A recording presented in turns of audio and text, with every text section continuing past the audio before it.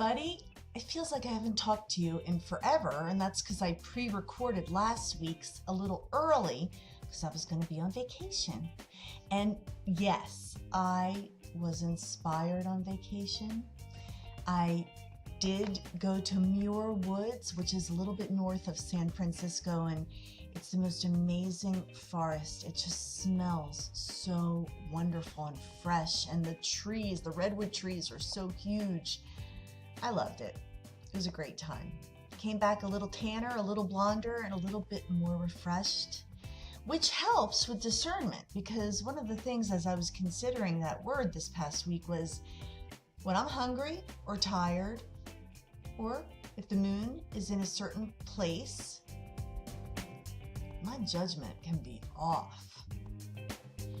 So helping to know yourself and what gets you and what external or internal factors might be at play, that also helps with discernment, as does being secure in who you are and loving who you are.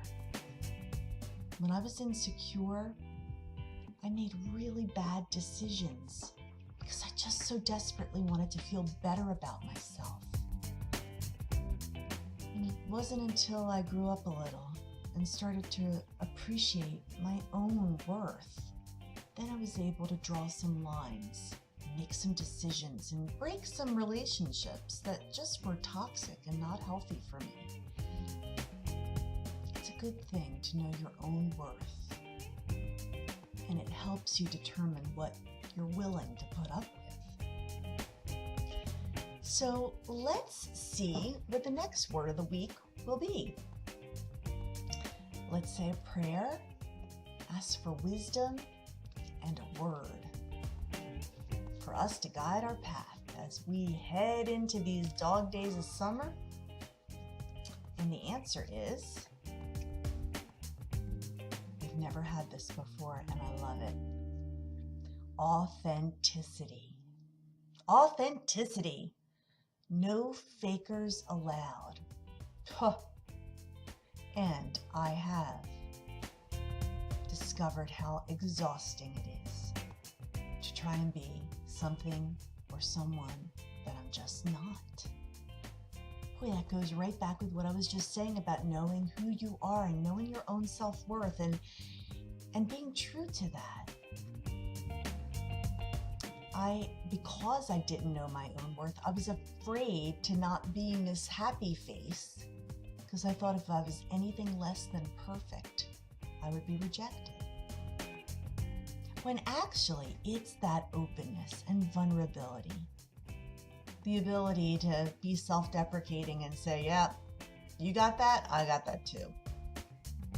That kind of authenticity actually is what endears you to people. It's not perfection that moves people, but authenticity. Oh, and the great thing about it is, you don't have to remember who you are with certain people because you're just you all the time.